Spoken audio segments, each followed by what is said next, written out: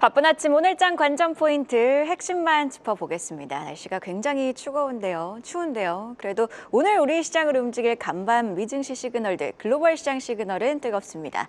지수 차원에서는요, 그린란드발 갈등 완화, 세부적으로 들어가 보자면 트럼프의 원전 지지 다보스 발언, 이외에도 반도체주 미증시에서 강했고요.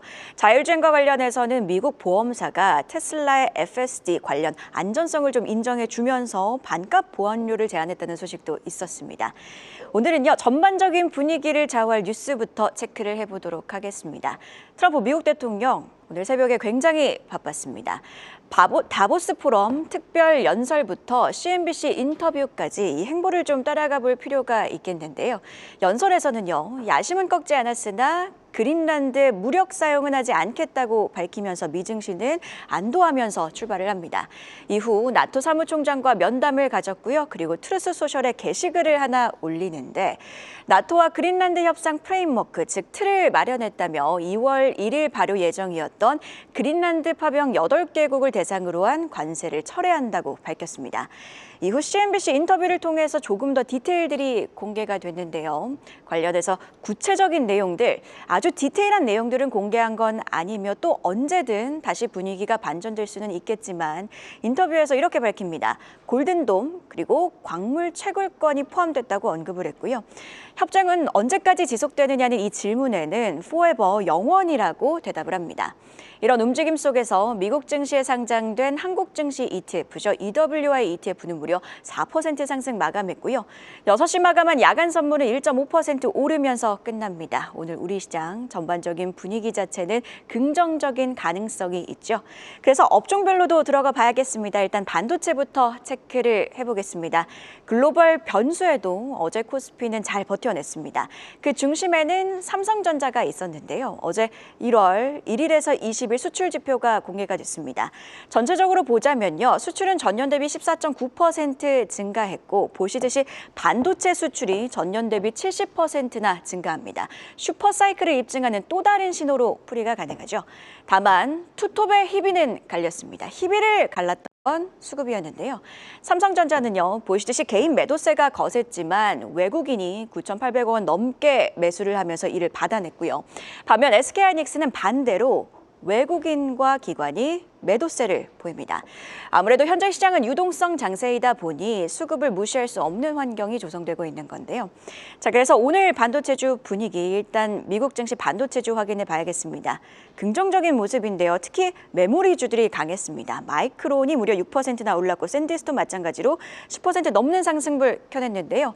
반도체주 안도감으로 이어질 발언들은 더 있습니다. 젠슨 왕 엔비디아 CEO 보시듯이 블랙록의 레리 핑크 회장과 다보스 포럼에서 대담을 나눴는데요. 이런 발언을 내놓습니다. AI 인프라 구축에 수조 달러가 더 필요하다고 했고요. 엔비디아 9세대, 2세대 전의 GPU와 관련해서는 임대 가격조차 상승 중이다라며 언급을 하면서 AI 거품은 아니라고 강조를 합니다. 오늘장 반도체주 흐름 함께 지켜보도록 하고요. 그리고 어제는요. 대형주 단에서 현대차를 빼놓고 이야기할 수가 없습니다. 파죽지세라는 말 외에는 좀 설명이 불가능한 상황이죠. 보시듯이 상승 배경은 다 아실 텐데요. 원래 잘하던 본업에 로봇의 자율주행 등등등 다양한 모멘텀이 붙었습니다. 시총 규모가 급격하게 늘어나고 있습니다. 지난주 목요일에는요. 보시듯이 시총이 86조 원대였는데 19일에는 보시듯이 98조 원까지 올라오면서 코스피 시총 3위에 등극하게 됩니다. 화요일에는 좀 밀렸지만 이는 숨고르기였고 어제 16% 주가 상승세를 분출하면서 사상 처음으로 시가총액 100조 원을 돌파, 시가총액은 무려 112조 원대로 올라옵니다. 5거래일 만에 시가총액이 무려 20조 원, 30%나 더 늘어난 겁니다. 이미 이 시간에 언급을 좀 한 바가 있는데요. 밸류에이션 평가 기준을 다시 선정하는 움직임들이 증권가에서 포착이 되고 있습니다. 증권가 목표가도 좀 따라가기 힘든 속도의 주가 상승이나 현대차를 바라볼 때 대략적인 시선을 좀 가늠해 보기 위해서 목표가 산정의 기준이 되는 밸류에이션을 좀 체크해 볼 필요가 있겠습니다. 어제 주가가요 54만 9천 원까지 올라왔다 보니 그 위에 목표가와 관련된 내용들을 좀 체크해 보면 NH투자증권은요 소프트웨어 중심 차량 글로벌 SDB 선도 업체들을 기준으로 봤을 때 해당 PER에 10% 프리미엄을 부여해서 13.6배로 밸류에이션을 책정합니다. 목표가는 60만 원으로 제시하기도 했고요. 삼성증권은요 중국 전기차 상위업체 평균을 적용해서 PER 18배를 언급을 합니다. 목표가는 보시듯이 65만 원으로 제시했습니다. KB증권은요 파격적으로 목표가를 80만 원까지 올립니다. 대신 PER이 아니라 기업 가치를 기준으로 봤는데 보시듯이 기존 자동차는 69조 원, 자율주행 파운드리 사업은 60조 원대, 보스턴 다이내믹스 간접 지분은 35조 원으로 평가를 하기도 했습니다. 유동성 장세 속에서 매일 같은 이야기를 좀 하게 되는 것 같기도 하지만요. 시장의 주도주인 만큼 현대차의 남은 에너지 함께 진단해 볼 필요가 있겠습니다. 현대차 그리고 현대차가 스치면 만들어지는 파생 테마들도 잠시 후에 뉴스 통해서 분석해 보고요. 화요일에는 대형주가 쉬며 중소형주가 강했는데 어제는 다시 반전이 됩니다. 물론 이는 코스피 기준의 이야기겠고요. 코스닥은 보시듯이 대형주의 낙폭이 컸습니다. 업종 지수가 무려 4.6%나 빠지게 되는데요. 코스닥 대장 알테오젠이 눌리면서인데 어제 장 초반에 좀 부각이 됐던 게 바로 머크의 지난 11월 3분기 보고서 내용입니다. 이 내용들을 디테일하게 보면 숫자 하나가 보이죠. 바로 순매출의 2% 로열티입니다. 머크 계약 관련해서 시장이 기대했던 이 로열티 예상치가 4에서 5% 수준이었습니다. 비독점 계약. 그러니까 머크 외에도 다른 기업이 알테오젠의 기술을 사용할 수 있고 그리고 초기 계약이기에 로열티율이 2%로 예상보다는 낮았던 건데요. 어제 이를 반영하면서 신한투자증권의 목표가 하향 리포트도 나왔습니다. 물론 직전 목표가가 2024년 11월에 제시한 73만 원이라는 점은 염두를 하셔야겠으나 목표가를 보시듯이 73만 원에서 57만 원으로 내려졌습니다. 두 가지 포인트가 있겠는데요. 첫 번째, 그 전날 있었던 GSK 자회사와의 계약 관련해서는 경쟁사 할로자임의 기존 고객사와 라이센스 아웃 기술 이전 계약 성공으로 특허 리스크는 해결했다고 봤습니다. 어제 앵커 브리핑 시간에도 이 부분은 미리 좀 체크를 해드린 바 있는데요. 두 번째, 앞서 짚어본 머크 로열티와 관련해서는 타깃 비독점 초기 계약 특성상 2%로 낮지만 알테오젠 회사 측의 설명처럼 이후 계약의 로열티는 대부분 한 자릿수 중반 4에서 6%가 될 것이라고 봤습니다. 이 2%를 반영해서 실적 전망을 수정했기 때문에 목표가를 좀 내려 잡은 거고요. 단기 조정 가능성이 있으나 실적 불확실성 해소 측면에서는 역시나 긍정적인 요소들도 있다고 봤습니다.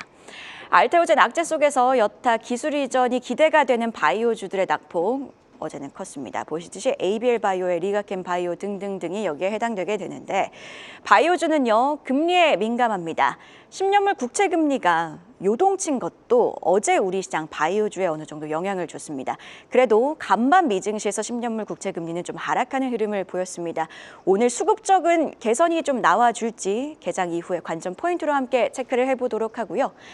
다만 큰 틀의 시장 관점에서 체크해 볼 점도 있습니다. 지난 5거래일간의 거래대금 추이입니다. 증시 화랑 속에서 양시장 합산 거래대금 어제 무려 51조 원대로 올라옵니다. 일평균 20조 원 내외가 평상시에 가까운 레벨인데 30조 원을 넘기면 화랑이라고 보고요. 40조 원에 근접하면 과열이라고 봅니다. 이를 훨씬 뛰어넘은 상황이죠. 즉 지금은요. 기존의 논리와는 다른 머니 무브 현상이 나타나고 있다. 이렇게 볼 수가 있겠습니다. 단순하게 열기가 뜨겁다 수준을 넘어서 아예 운동장의 규격 자체가 바뀌고 있는 우리 증시입니다. 다만 거래대금에서도요. 형님만 가는 시장임이 역실히 느껴집니다. 어제는요. 알테오젠 이슈로 바이오주 매도가 거세지면서 거래대금이 좀 증가한 경향이 있지만 그 이전의 거래대금 추이들을 좀 비교해 보면 코스피 거래대금이 코스닥의 거의 2배 수준입니다. 유동성이 넘쳐나는 시장이기에 주도주 위주의 장세가 만들어지고 있는 건데요. 계속해서 기민하게 이 수급이 어떻게 변하는지는 이 시간 통해서 체크해 드리겠습니다. 자, 사이즈가 바뀌고 있는 우리 시장 진단 그리고 또 이에 맞는 전략도 세워봐야겠죠. 바로 이어서 황유현 팀장과 이야기 이어가겠습니다. 네, 오늘도 시장을 움직일 뉴스들 통해서 종목 전략, 투자 전략 자세하게 들어가 보도록 하겠습니다. 오늘은요, 황유현 신한투자증권 PBT장과 함께합니다. 어서 오세요. 네, 안녕하십니까. 네, 머니플러스 첫 출연해 주셨는데요. 앞으로 좋은 인사이트, 깊은 인사이트 기대해 보도록 하겠습니다. 자, 미국 질문부터 오늘은 짚고 넘어가야 될 것 네. 같습니다. 간밤 트럼프 미국 대통령 정말 동해번쩍 서해번쩍이었습니다. 다보스 포럼 연설부터 시작해서 CNBC 인터뷰까지 가장 눈에 들어왔던 건 유럽과 관련해서 2월 1일에 예고했던 관세 부과를 네. 철회하겠다고 밝혔고 그러면서 미국 증시가 네. 강하게까지는 아니지만 그래도 상승하는 흐름을 보여줬습니다. 오늘 우리 시장에는 어떤 영향이 있을까요?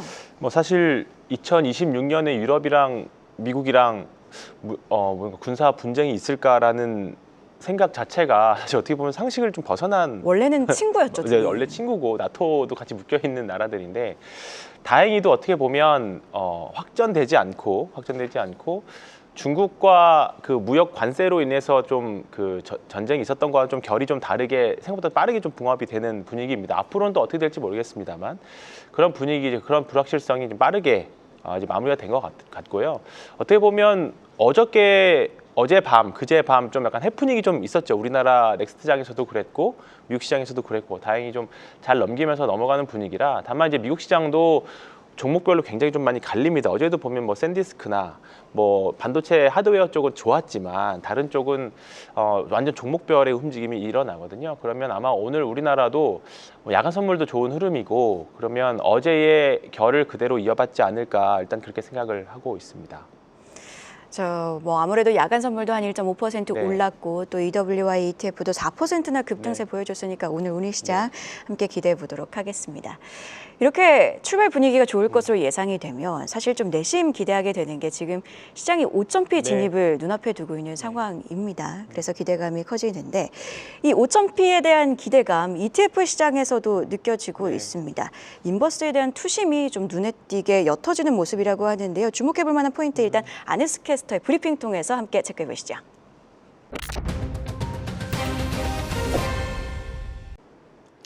새해 초부터 정말 적토마처럼 달려온 코스피, 그 기세가 예상보다 강해지자 투자자들의 셈법도 달라지고 있습니다. 특히 지수 하락에 베팅하던 이른바 인버스 개미들의 움직임에 유의미한 변화가 포착됐는데요. ETF 수급 현황으로 앞으로의 전망 내다보시죠. 네, 불과 일주일 전까지만 해도 개인 투자자들은 하락장에 베팅하는 인버스 상품을 대거 사들였습니다. 곧버스라 불리는 2배 인버스 상품이 순매수 2위에 오를 정도였죠. 하지만 지수가 꺾이지 않고 강세를 유지하자 지난주부터는 분위기가 반전됐습니다. 코스피 200 지수 상승을 추종하는 상품이 순매수 1위에 올라섰고 인버스에 대한 선호도는 눈에 띄게 옅어졌습니다. 이런 흐름은 큰 손들과 비교해봐도 마찬가지입니다. 외국인은 이달 초의 인버스 중심에서 지난주부터는 국내 대표 지수들을 직접 당기 시작하면서 상승 흐름에 올라탄 모습이고요. 이 기관도 연초부터 레버리지 상품을 중심으로 꾸준히 상승의 한 표를 던져왔습니다. 시장 전반의 무게추가 하락보다는 상승 쪽에 실리고 있는 셈입니다. 증권가에서는 5,000선 돌파를 시간 문제로 보고 있습니다. 446조 원 규모의 퇴직연금 자금이 ETF로 유입되는 구조적 변화 덕분에 악재가 터져도 급격한 이탈보다는 완만한 조정에 그칠 가능성이 높기 때문입니다. 다만 트럼프발 관세 갈등과 지정학적 리스크 등 단기 변동성에는 대비해야 한다는 조언도 빼놓지 않았는데요. 개인 투자자들이 인버스를 내려놓고 지수 상승형 ETF로 발빠르게 올라타는 건 그만큼 시장의 5,000피에 대한 확신이 번지고 있다는 증거겠죠. ETF 시장에서 감지된 열기가 과연 우리 증시의 역사적인 레벨업으로 이어지는 분석에서 알아보시죠. 지금까지 안혜수였습니다. ETF 시장에서도 확실히 분위기가 좀 바뀌고 있고 지금 지수 추이를 좀 따라가 보면 어제는 약간 쉬어가는 흐름이었지만 그제였죠. 20일에는 좀 쉬어가는 모습이었지만 어제 하루 만에 다시 4,900선을 회복했고 이제 궁금한 건 5,000선을 언제 찍느냐일 텐데 팀장님께서는 5,000선 언제쯤 달성 가능하다 이렇게 보고 계실까요? 어제 미국 시장 보고 오늘 아침 뭐 데이터들 보면 사실 오늘도 돌달을 가능할 것 같습니다. 근데 사실 어제도 지수는 굉장히 좋았지만 하락 종목 수가 상승 종목의 한 7배씩 많은 날이었거든요. 차별화가 심하죠. 엄청 차별화가 심했습니다. 특히나 어제는 대형주 중에서도 삼성전자와 현대차 정도만 상승을 했고 나머지는 다 밀리고 특히나 뭐 바이오 섹터들은 또 더 안 좋은 모습들을 좀 보였었잖아요. 오늘은 조금 그게 확산이 될 수도 있을 것 같다는 생각이 좀 들기는 합니다. 어제 이제 하루 특히나 바이오 섹터들의 이슈가 조금은 잠잠해지고 외사에서도 좀 양호한 리포트들이 나왔기 때문에 다만 여전히 대형주 위주 쏠림 특히나 뭐 앞서 브리핑에도 나왔지만 ETF 시장으로 들어간다는 거는 ETF 자금들은 대부분 시총 그 섹터의 시총 상위주들을 살 수밖에 없어요. 패시브 네, 자금이라고 패시브 하잖아요. 자금이기 때문에. 근데 우리나라 특징상 그 쏠리는 현상이 조금 되게 굉장히 심하다 보니까 최근에 삼성전자, 그다음에 현대차 뭐 이런 종목들 어떤 한 섹터에 대장주로만 우르르 쏠리는, 특히 대기업군으로만 쏠리는 그런 현상들이 좀 있을 것 같아요. 그래서 아마 많은 전문가분들이 일단은 대형주 위주 포트를 편성해 놓고 가자 그 말씀들을 하실 것 같은데 이제 그 위주로 전략을 좀 짜야 일단은 당분간은 시장에서 좀 처지지 않고 시장 대비 그래도 시장 수익률을 이길 수 있는 수익이 나올 수 있을 것 같다라는 생각이 들고요.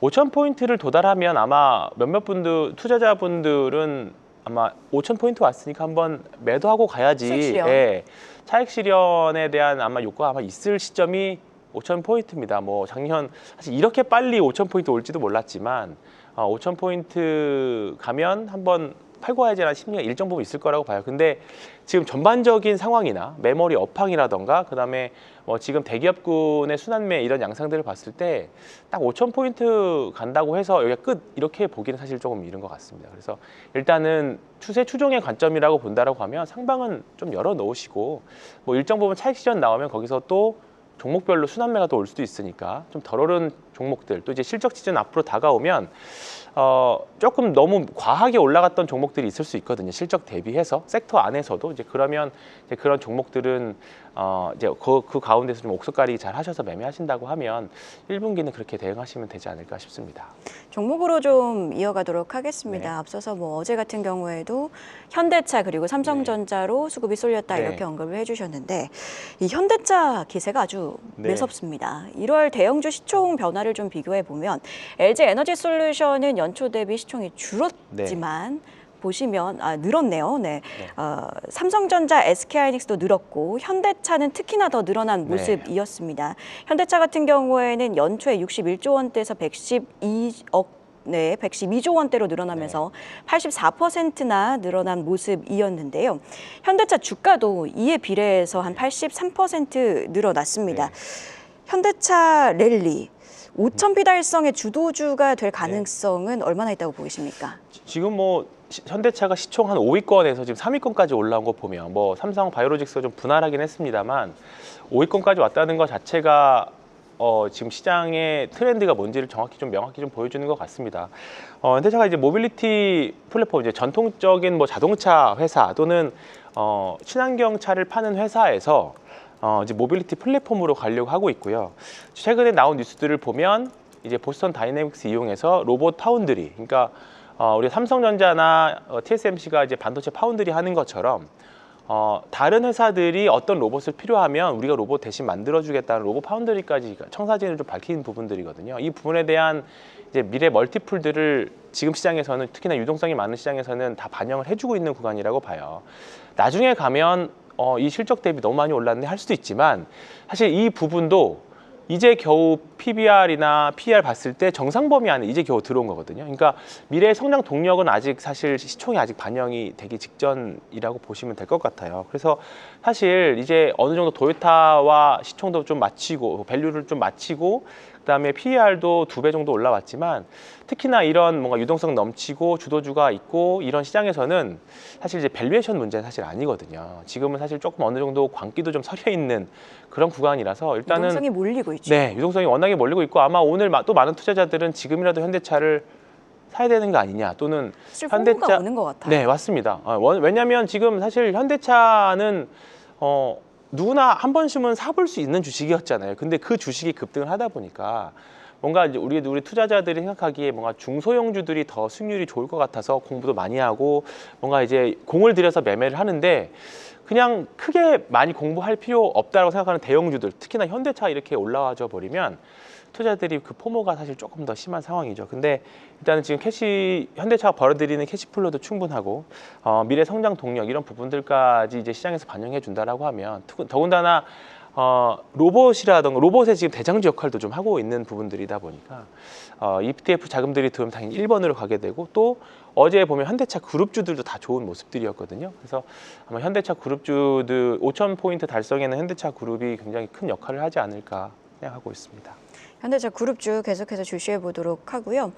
SK하이닉스랑 삼성전자 작년 강세 이후 올해도 계속해서 보시듯이 시총 순위 늘어나고 있는 모습입니다. 다만 너무 많이 올랐기 때문에 네. 부담이 있지 않나라는 생각도 들고 그래도 반도체 슈퍼사이클은 계속되니까 반도체주를 봐야 될 것 같은데 그렇다면 시총 1위와 2위 삼성전자와 SK하이닉스 이 둘 중에는 매력도가 어디 쪽에 더 쏠려 있을까도 궁금한 것 같아요. 어떻게 보세요? 우리 통상 반도체 사이클 보면 사실 하이닉스가 삼성전자보다 조금 더 후하게 상승률도 나오고 하이닉스가 좀 더 변동성 크겠지라는 생각을 하셨을 겁니다. 작년 직전 사이클 때도 그랬고요. 근데 지금 흐름을 보면 어제도 보면 삼성전자가 하이닉스는 어제 오르지 않았지만 삼성전자는 좋은 모습 시장을 외국인이 올라가는 크게 사들이더라고요. 크게 사는 모습이었잖아요. 이 부분들이 여러 가지 측면을 많이 강조된 것 같습니다. 예전에는 단순하게 뭐 디램이든 낸드든 그다음에 이제 최근에는 HBM으로 하이닉스가 좀 더 좋았지만 이제 올해 서면 작년부터 계속 삼성전자가 애플이나 테슬라로부터 이제 파운드리 수주를 계속 받고 있죠. 그리고 앞으로도 올해도 기대가 되는 부분들이고 그러다 보니까 이제 이 부분에 대한 멀티플을 이제 시장에서는 훨씬 이제 본격적으로 쳐주기 시작한 것 같습니다. 그리고 결국은 5,000포인트 달성을 위한 대형주는 결국 삼성전자이기 때문에 그런 영화 패시브 자금들도 확실하게 들어온 것 같습니다. 그러니까 지금은 사실 오늘은 또 하이닉스가 또 많이 기대가 되는 날이기는 합니다만 삼성전자, 하이닉스 이건 사실 선호도 문제인 것 같아요. 선호도 문제인 것 같고 두 섹터, 두 가지 종목 어차피 같은 섹터이고 결국은 뭐 이런 AI 붐으로 인한 하락이 끝난다고 하면 다 같이 뭐 하락이 오겠지만 일단 지금은 전 세계 특히나 전 세계에서도 지금은 가장 강한 증시가 한국 증시거든요. 근데 거기서 대장 역할을 하고 있는 두 회사입니다. 그렇기 때문에 두 회사 모두 다 뭐 어제는 쉬었기 때문에 하이닉스 오늘도 강할 수 있는 뭐 그냥 퐁당퐁당 같은 그런 같은 개념으로 좀 보시면서 두 종목을 계속 같이 보유하시면서 가시면 될 것 같습니다. 현대차 모멘텀에서 파생되어 있는 테마들도 네. 굉장히 많더라고요. 그래서 그 이야기도 좀 해보면 현대가 스치면 강세를 보이는 것 같다 이런 생각도 드는 것 같아요. 로봇주들 강하고 그리고 또 뭐 기존에는 자동차 부품주로 분류가 됐던 종목들 중에 로봇 모멘텀 혹은 네. 현대차와 관련이 있는 로봇주다라는 그런 분석들 네. 나오면서 뭐 SL이 강세를 네. 보이는 등 굉장히 활발하게 이쪽에서도 순환매와 강세가 이어지고 있는 그런 구간입니다. 그런데 많이 올랐어요. 그래서 네. 지금은 관망이 맞은지 아니면 지금도 이런 유동성 장세 속에서 매수가 유효한지 진단 부탁드립니다. 일단은 지금 현대차 그냥 한 가지 섹터였다라고 하면 사실은 좀 약간 중소 섹터였다라고 하면 이게 패시브 자금이 안 들어올 건데 지금 현대차가 중심에 껴 있잖아요. 그리고 큰형님이 버티고 네, 있네요. 큰형님이 너무 버티고 있기 때문에 지금 로봇 ETF 안에 보면 현대차와 그 밑에 관련 주식들이 다 있어요. 결국은 이쪽 자금을 계속 돈이 들어온다면 결국은 뭐 실적보다는 지금은 미래에 대한 밸류에이션이 더 크게 작용하는 것 같다라는 생각이 듭니다. 더군다나 현대차 같은 경우는 지금 하반기 이제 보스턴 다이나믹스 상장에 대한 이야기 또 나오기 시작하잖아요. 그렇다 보면 뭐 현대 글로비스라던가 모비스라던가 관련 이제 좀 현대 오토에버라던가 이제 그 보스턴 다이나믹스와 관련되어 어제는 또 HL 만도 같은 회사들도 마찬가지고 로봇 다른 부품주도 마찬가지고요. 그런 종목들이 계속적으로 뭔가 선순환 과정에서 올라갈 수 있다라는 거죠. 최근에 스페이스 X 상장과 관련해서도 사실 우리나라에서도 그 관련 주식들이 좀 지금은 좀 쉬고 있지만 굉장히 좀 많이 올라왔죠. 근데 직접적으로 지금 상장을 한다라고 하면 현대차 그룹주들은 지금은 사실 주가 올라온 수준이나 그다음에 멀티플이나 뭐 밸류에이션이나 이런 거 생각을 해보면 과거의 잣대로 봤을 때는 이제는 못 산다가 사실 맞을 것 같아요. 특히나 이제 저가 뭐 조금 주식을 조금 오래 보신 분들이라고 하면 여기서 더 올라갈 수 있어 얼마나 더 올라갈 수 있을까라는 생각이 사실 많이 드는 상황입니다. 근데 이런 뭐 주도주 시장, 그다음 추세 추조 시장, 그다음 유동성 시장에서는 계산기를 단순하게 두드려서 하시기보다는 대응이 저는 일단 맞다라고 보고요. 포모를 방지 차원에서라도 일정 부분 조금은 현대그룹주를 가져가시면서 내 계좌 만약에 이게 꺾이더라도 내 계좌에 타격이 없을 정도라면 좀 일정 부분을 가져가시는 게 멘탈 보호 차원에서라도 저는 조금은 필요하지 않을까 생각합니다. 사실 월요일 밤에 애프터마켓에서 현대차가 아주 급락을 했을 네. 때 아 이때 주었어야 되는데 라고 네. 생각하셨던 분들도 굉장히 많을 네. 것 같아요. 대응의 영역이라면 이 대응의 지표가 되는 건 뭔가요? 역시나 수급을 봐야 되는 네. 건가요? 수급보다는 사실 가격이 먼저일 것 같아요. 그러니까 지금부터는 내가 산 가격보다 얼마 정도 떨어지면 팔아야지, 또는 내 총 잔고가 얼마 정도 줄면 정리해야지, 이런 관점으로 보셔야지, 수급이 예를 들어서 외국인들이 오늘 당장 팔더라도 내일 또 당장 또 바로 들어올 수도 있는 거잖아요. 그래서 지금 사실 그 수급을 예상할 수는 없다라고 봅니다. 수급도 이제는 예측의 영역이 예측의 영역이 아니군요. 아니죠. 다만 이제 파생이라 선물 쪽이라던가 이런 쪽을 보면서 단기 방향성을 조금 일정 부분 맞춰가면서 볼 수는 있지만, 외국인들이 어제 삼성전자를 또 그렇게 살지는, 뭐 그저께 팔았다가 또 이렇게 들어올지 살지 예상하기 어려운 구간이에요. 그러니까 꾸준히 들어오면 언젠가 얘네들도 팔고 나가겠지라고 하지만, 팔 때도 사실 보면 천천히 팔기 시작하기 때문에 이게 당장 매도의 시작인지, 잠깐 매도했다가 외부 매크로적인 요소로 잠깐 매도했다가 좋아지면 또 들어오지, 그건 사실 어렵습니다. 그 수급을 보고 매매하기는 사실 저는 어렵다라고 보고요. 내가 기준을 세우면서 대응하시는 게 더 중요하다고 봐요. 특히 뭐 현대차 대형주가 이렇게 급등하는 거 보면 사실 어제도 여기서 더 올라간다라고 생각하시는 분들이 꽤 많이 있었을 거라고 봐요. 그렇기 때문에 특히나 지금 어제 같은 날은 하이닉스 보유자분들도 포모 오셨을 확률이 매우 높습니다. 팔고 현대차 사야 되나 네, 이런 그렇죠. 뭐 고민하셨을 그런 것 부분들이 아마 많을 거기 때문에 지금은 일단은 대형주 위주 포트를 구성하시되, 너무 안 오른 섹터들 쪽에서 매매를 하시는 것보다는 일단 지금 시장에 돈들이 돌고 있는 섹터 내에서 매매를 하시는 게 더 유효할 것 같습니다. 어제 코스피랑 코스닥 합산 거래 대금이 51조 원이었던데 확실히 이런 지표들을 보면 지금은 유동성 네. 장세가 맞는 것 같습니다. 저희가 지금까지는 조금 긍정적인 모멘텀들이 있는 섹터들을 이야기를 했는데 반대로 바이오주 이야기를 좀 네. 해야 될 것 같아요. 어제 같은 경우에는 알테오젠의 이슈가 불거지면서 알테오젠이 22% 하락했고, 네. 알테오젠이 빠지니까 연달아서 다른 종목들도 네. 밀립니다. 특히 기술 이전 기대감이 남아있는 뭐 ABL 바이오, 리가켄 바이오도 지금 11에서 12% 하락한 상황입니다. 바이오 보유자들은 어떻게 대응을 해야 되는 구간인가요? 저도 뭐 바이오를 많이 좋아하는 사람 중에 한 명이고, 사실 JP모건 헬스케어 끝나고 나서 이제 라이센스 아웃이 나오려면 이런 뭐 JP모건 헬스케어 같은 뭔가 이런 대규모 학회나 뭔가 이제 이벤트 안에서 이제 관련자들이, 관련하는 업종 종사자들이 이 기술 한번 사봐야겠다, 이제 그런 거를 나오고 나서 그 다음에 이제 이루어지거든요. 특히나 한번 기술 이전을 했던 기업들이 또 할 수 있기 때문에 아마 지금 특히나 알테오젠이나 어제 리가켄바이오나 좀 하락이 조금은 이해가 안 되셨을 수도 있을 수 있어요. 근데 이제 어제 뭐 기술 이전 이후에 규모가 좀 작았다라는 것 때문에 좀 매도가 나왔지만, 또한 어제 로열티가 생각보다 퍼센트가 좀 작네, 그 부분에 대한 것들도 시장에 작용한 것 같아요. 그러다 보니까 그러면 다른 우리나라 기술 이전하는 기업들도 로열티가 작을 거 아니야라는 뭔가 불안감이 확산이 되기도 했고요. 그 다음에 어제같이 뭐 로봇주로의 수급 쏠림 현상도 또 그 여러 가지 복합적으로 저는 작용한 것 같습니다. 사실 올해 2025년도 1분기 보면 사실 그 JP모건 헬스케어 이후에 좀 주가가 하락했다가 그 이후부터 주가가 다시 올라오는 그런 흐름들이 있었거든요. 그리고 기술 이전도 나왔었고. 근데 사실 지금 기술 이전에 대한 기대감은 여전히 올해 많이들 있습니다. 근데 과연 시장의 기대치만큼 또는 언제 빨리 나오느냐, 그것이 중요한 것 같아요. 그래서 지금은 신규 매수로 대응하시기보다는 일단 라이센스 아웃을 나오는 기업이 좀 나와줘야 그런 분위기가 좀 반전될 수 있겠죠.